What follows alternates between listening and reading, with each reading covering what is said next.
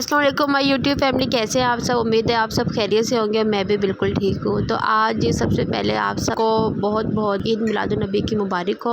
और ये ईद मिलादुन्नबी का भी व्लॉग था, साथ में फ्राइडे भी था। फ्राइडे मैंने आपको पहले ही बताया मेरी बहुत ही बिजी रूटीन होती है। फिर साथ जो है वो जश्न मिलादुन्नबी भी था, तो फिर उसकी भी तैयारी कुछ ना कुछ करनी थी। तो इतना ज़्यादा मैस हो रहा था, चूल्हा गंदा हो रहा था, लेकिन बस मुझे ये था एक दफ़ा सारा काम कम्प्लीट हो जाए, उसके बाद सारी सफाई करूँगी।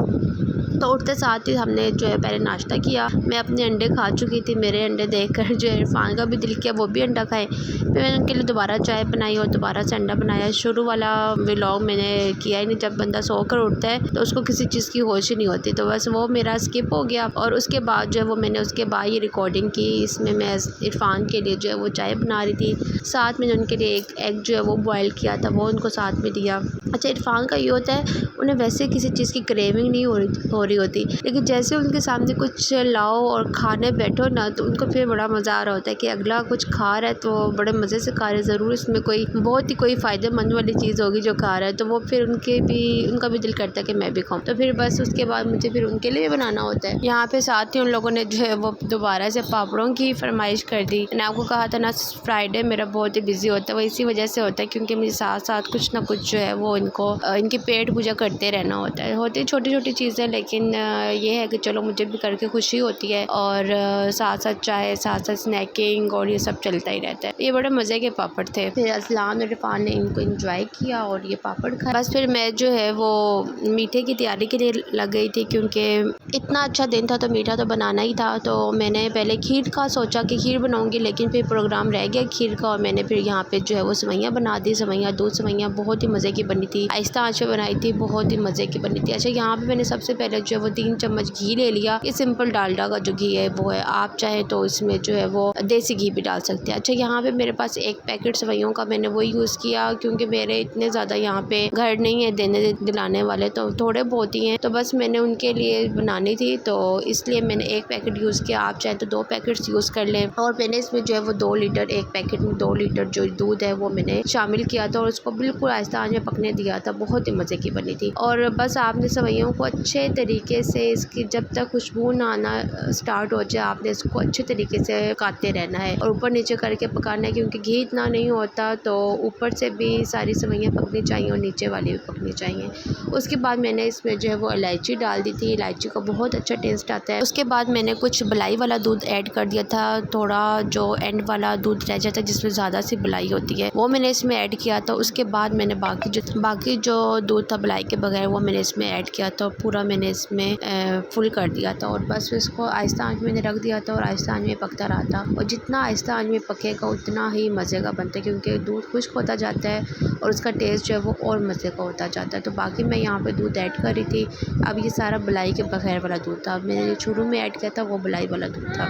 अच्छा, उसके बाद जो है वो मैंने इसमें चीनी ऐड कर दी थी। चीनी मैंने अपने अंदाजे से की थी, और आप चाहें तो 1 कप इसमें चीनी डाल दें, क्योंकि इसमें थोड़ा सा मीठा जो है वो तेज़ रखना होता है। जब ठंडी हो जाती है सेवइयाँ तो मीठा जो है वो कम लगना शुरू हो जाता है, तो इसलिए मेक श्योर कर लेना है कि जो मीठा है वो थोड़ा सा तेज़ लगना चाहिए आपको इस पॉइंट में।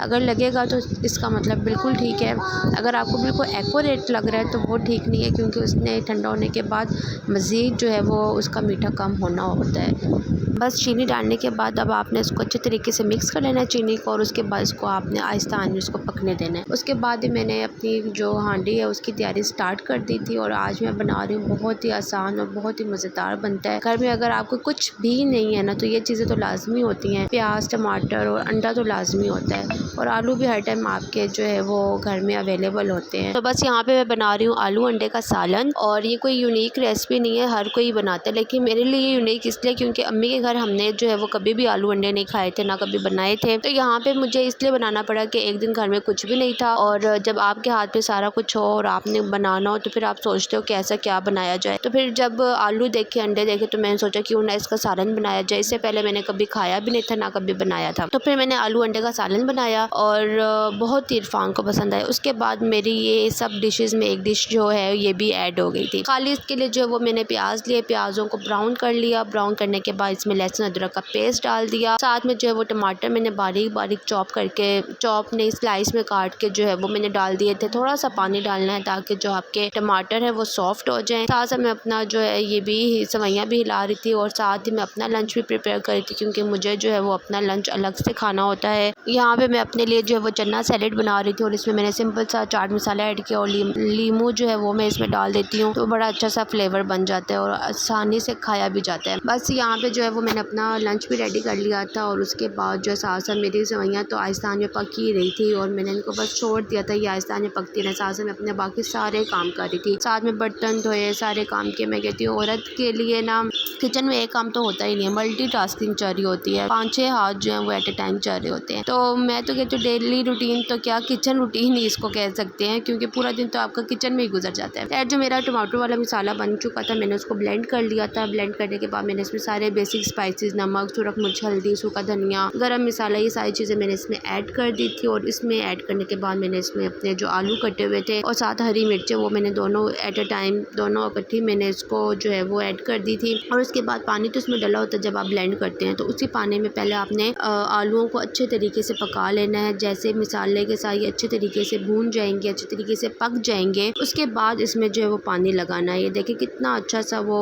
साइड से जो है तरी अलग हो गई और मसाला जो है वो अलग हो गया, बड़े मज़े की ग्रेवी बनी। उसके बाद आपने ये नहीं देखना कि यहाँ आलू गले या नहीं गले, इसके बाद आपने पानी ज़्यादा सारा ऐड कर देना और फिर इसको आहिस्ता में पकाना है। शोरबा भी आपका गाढ़ा हो जाएगा और जो पानी है वो भी थोड़ा सा खुश्क हो जाएगा और उसमें में आपके जो आलू होते हैं वो भी गल जाते हैं। बस यहाँ पे मैं साथ साथ सवैयाँ भी चेक कर रही थी और इसके साथ मैंने इसके जो ड्राई फ्रूट्स थे वो भी मैंने कट कर लिए थे। और फिर फरमाइश आ गई कि हमें जो है फ्राइज़ बना के दिए जाएँ, तो मैं फ़्राइज़ बना रही थी। फ्राइज़ बनाने का मेरा बड़ा ही आसान सा तरीका है और बनते भी बहुत टेस्टी और हेल्दी हैं कि आपने जो है इसमें बेसन हल्का हल्का ऐड कर देना है। उससे ये होता है कि बहुत ही क्रिस्पी बनते हैं। कॉर्नफ्लोर या मैदा इस तरह की चीज़ें कोई भी ऐड करने की ज़रूरत नहीं होती। तो यहाँ पे मेरी जो ग्रेवी है वो रेडी हो गई थी और अगर आप चाहें तो इसी के अंदर साबुत अंडे डाल सकते हैं, लेकिन मैं ऐसा नहीं करती, मैं साइड पे रख लेती हूँ। जब जब सर्व करना होता है मैं एक अंडा जो है कट करके 2 हिस्सों में वो ऐसे करके मैं प्लेट बना के देती हूँ। अच्छा बस यहाँ पे मेरी चिप्स जो है वो फ्राई हो रही थी और जैसे मैंने चिप्स निकाली बहुत ही क्रिस्पी बनी थी और बहुत ही टेस्टी बनी थी। साथ मैंने इसके ऊपर तो हल्का सा जो है वो चाट मसाला ऐड कर दिया था और साथ जो है वो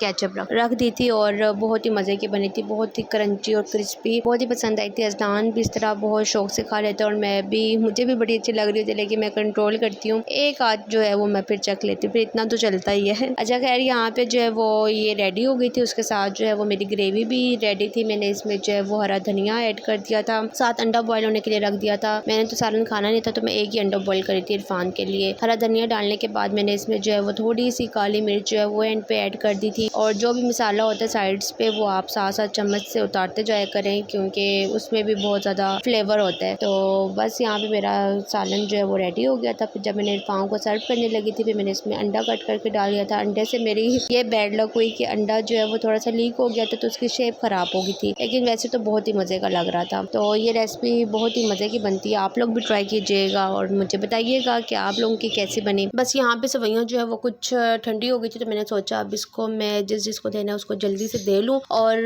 ये काम भी मैं फ्री हो जाऊँ इस काम से भी। फिर मैं जल्दी से प्लेट्स में इसको डिश आउट कर दिया और जो भी गार्निशिंग के लिए मैंने कट करके बादाम वगैरह रखे हुए थे वो भी मैंने ऊपर लगा दिए। कुछ इरफान के अब्बू के घर देने थे तो वो मैं बॉक्स में पैक करी थी और बस इस तरीके से मैं घर के लिए भी कुछ रख ली थी। अजलान ने भी कुछ खा ही ली थी, मुझे इतनी तवक्का नहीं थी लेकिन उसने कुछ ना कुछ खा ही ली। खैर फिर हम लोग जो है वो सारी चीज़ें हमने पैक की और हम चले गए देने के लिए जिसको देनी थी। और बस फिर शाम को जब हम लोग घर आए तो इन लोगों ने फिर फरमाइश कर दी जी पॉपकॉर्न हो और साथ चाय हो, तो मैंने फिर पॉपकॉर्न बनाए और साथ में जो मैंने चाय रेडी की। पॉपकॉर्न ये मैं एक जगह से लाई थी सरगोदा से, इतने कुछ ज़बरदस्त है यहाँ के, इतने अच्छे तरीके से जो है वो फूलते हैं। कुछ पॉपकॉर्न होते हैं वो अच्छे तरीके से फूलते नहीं हैं, तो फिर अब मैं हमेशा उसी जगह से मंगवाती हूँ। तो ये बहुत ही ज़बरदस्त से पॉपकॉर्न है। अच्छा उसके बाद जो मैंने अपनी चाय में स्टीविया ऐड की, इरफान की चाय में मैंने शुगर ऐड की और बस ये हमारा जो है वो शाम का खाना हो गया था। उसके बाद जो है वो फिर रात को हमने बाहर से ही खाया क्योंकि हम फिर बाहर चले गए थे, फिर हमने बाहर से टिक्के कबाब खाए। होप सो आपको आज का मेरा व्लॉग बहुत अच्छा लगा होगा। Like share subscribe please. अल्लाह हाफिज़, मिलूंगी आपसे अपनी नेक्स्ट वीडियो में। Bye bye.